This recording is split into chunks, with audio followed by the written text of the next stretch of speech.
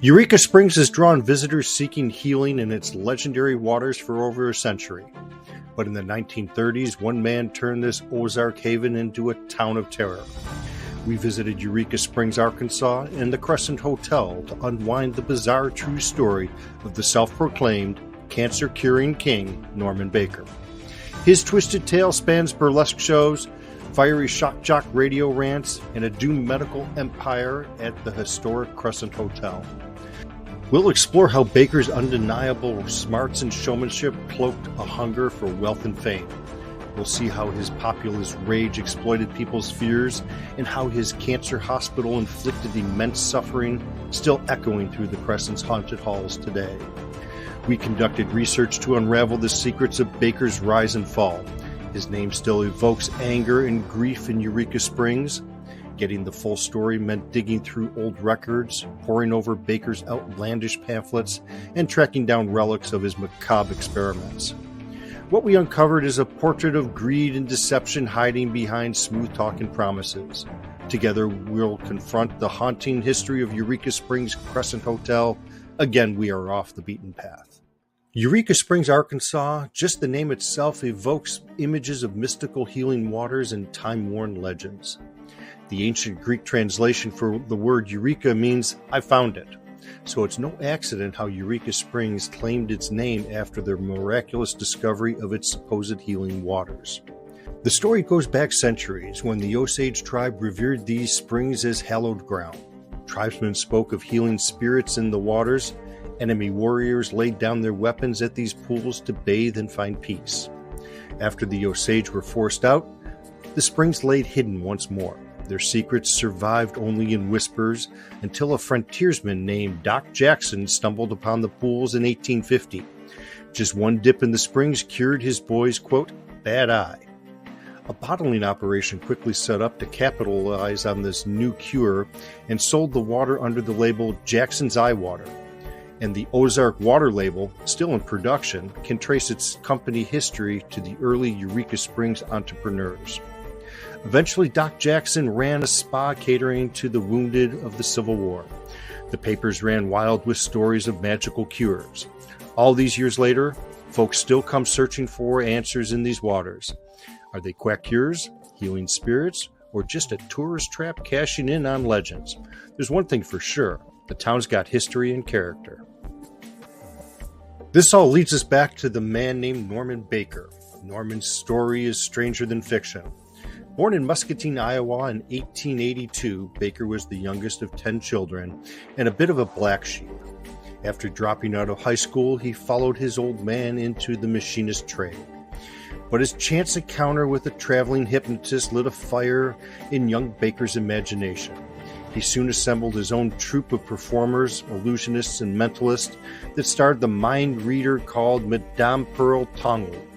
They toured the Midwest, thrilling crowds with feats of magic and trickery. Before long, Baker's ragtime show hit the big time on the vaudeville circuit. After a decade on the road, he settled down in Muscatine, Iowa, a wealthy man. But Baker was more than just a showman. He was an inventor, an opportunist, and a pioneer. He patented the Calliophone, a portable steam organ that became his cash cow. Raking in over $7 million a year in today's money from his inventions and businesses, Baker was a regular Midwestern tycoon. But what Baker really craved was the up-and-coming radio business. In 1924, he cut a deal with the local Chamber of Commerce. Free rent and utilities in exchange for putting Muscatine on the map. Baker built a state-of-the-art broadcast studio on top of a hill overlooking town. His station, KTNT, or Know the Naked Truth, aimed to provide wholesome entertainment to regional folks. Of course, Baker wasn't exactly keen on rules or regulations. KTNT was licensed for only 5,000 watts, but Baker could crank it up to 10,000 watts or more when the feds weren't looking. From his vantage point atop the hill, he could see the FCC inspectors coming and dial it down before they arrived. KTNT soon became one of the most popular stations around, with crowds of 50,000 or more flocking to Baker's Hilltop complex on weekends. A master showman, Baker would broadcast right from the crowd, playing to them like a fiddle. His fans couldn't get enough of the man that they called a genius.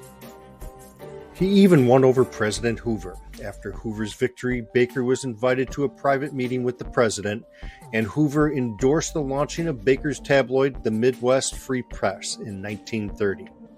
Norman knew how to work a crowd. All those years on the vaudeville circuit paid off with his silky broadcast skills.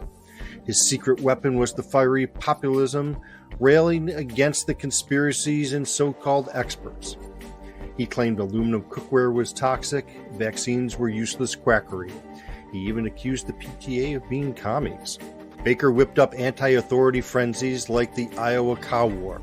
When the state required TB testing of cattle, he convinced ranchers it was a veterinarian scam. Things got violent and the governor had to send in the troops.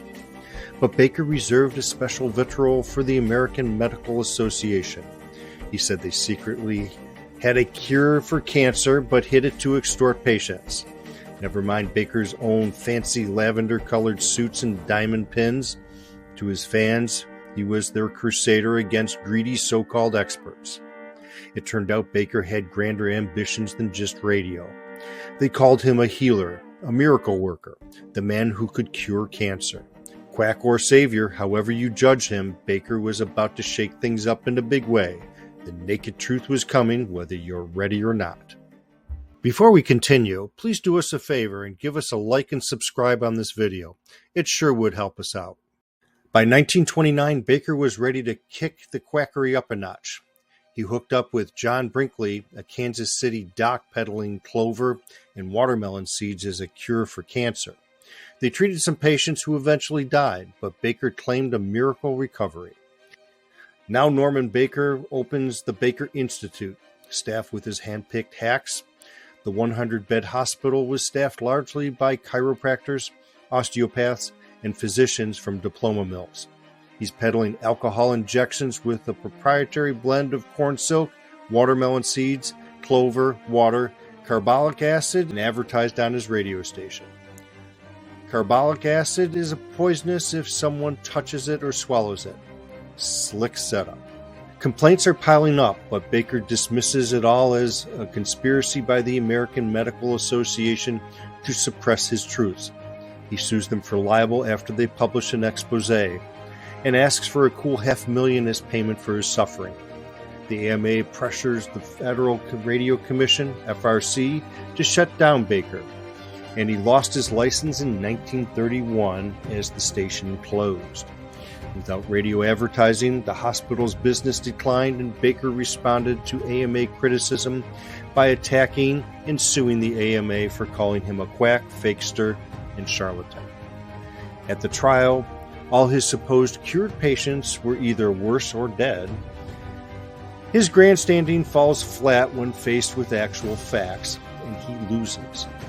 So Baker flees to Mexico, running a juiced-up, border-blasting radio station where he can lie without limits. He takes a break to make a failed run as Iowa governor and senator.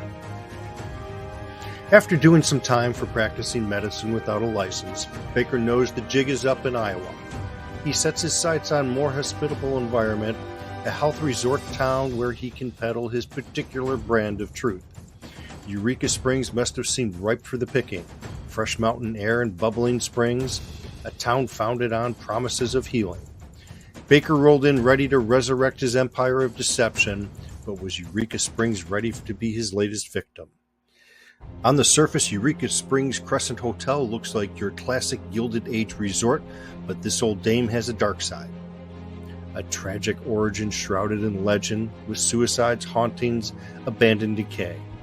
By 1937, she was ripe for a new owner, one who'd infuse her with fresh malevolence. Enter Norman Baker. With the town desperate in an era of the Great Depression, Baker snatched up the Crescent for a song. He had big plans to turn her into a hospital, pharmacy, and radio station. Promised the city fathers he'd put Eureka Springs back on the map. Most folks welcomed Baker with open arms.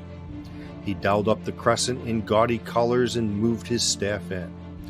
Then he launched a $1 million ad campaign touting the springs' healing crystal waters, promising desperate souls relief from cancer, arthritis, you name it.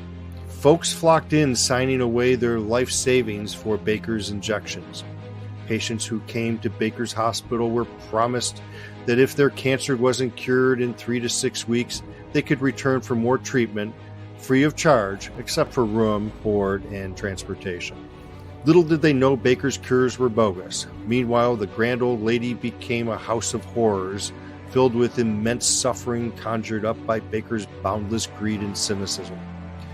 Reportedly, Baker waited until after 11 p.m. to remove patients who had died in their rooms during the day.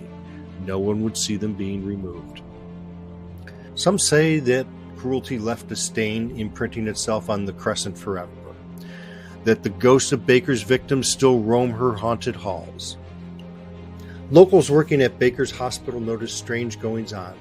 A whole wing gets sealed off and soundproofed, labeled psychiatric. Patients head in, never come out. Meanwhile, Baker declares patients cured when they're clearly at death's door. Rumors swirl of experiments in the morgue, secret tunnels to the crematorium. None of that's true, but the truth is chilling enough. 44 patients died under Baker's care in just 20 months. No autopsies, no questions asked. They were already dying after all. Convenient. His injections contain carbolic acid, the same poison the Nazis used to euthanize prisoners. He took advantage of peoples during the Great Depression. The hospital cleared an estimated $500,000 in 1 year. His booming business turned sour and fell apart after federal authorities arrested him in 1939 on 7 counts of mail fraud, charged for posting materials promoting his cure. Court records also indicated that he asked each patient to write home at least 3 times asking for more money. Baker mailed his miracle elixir around the country. Some estimates find he conned as much as $4 million out of hopeful patients. He served 5 years in Leavenworth prison as inmate 58197 and then moved to Florida, where he died in 1958 of liver cancer. We'll never know for sure how many Baker killed. Over 75 million swindled from desperate folks. A master manipulator to the end. The Crescent Hotel's fame reached new heights in 2019 when an accidental discovery revealed a hidden trash heap. An enormous stash of old glass bottles were found buried in the woods near the Crescent Hotel. Many were broken, and some were filled with alcohol. Some still had small bits of unidentified tissue floating inside them. The area was taped off like a crime scene, and law enforcement worked with archaeologists to launch an excavation of the site. There were so many bottles, hundreds of them, that many were ultimately left in the ground. Testing is still ongoing to determine what they really contain. This eerie collection added to the hotel's macabre ambiance, which already included a morgue with an autopsy table and cadaver walk-in cooler from the Baker era. These ghostly aspects are showcased during the nightly ghost tours. Thank you for joining us on this journey through the dark and twisted era of the Eureka Springs and Crescent Hotel. As we peel back the layers of rumor and intrigue clouding Baker's legacy, we discovered a man who exploited the vulnerable and inflicted immense suffering, all in the pursuit of wealth and fame. His actions left a stain on the Crescent Hotel, and some believe the ghosts of his victims still haunt the halls. As we wrap up this video, we want to remind you that history often holds untold stories, hidden secrets, and eerie mysteries. If you find this video informative and intriguing, please like, share, and subscribe for more content like this. We'll continue to bring you stories from the past and present that both educate and fascinate. Until the next time, remember the truth can be stranger than fiction, and history is full of hidden tales waiting to be uncovered. Again, we're off the beaten path.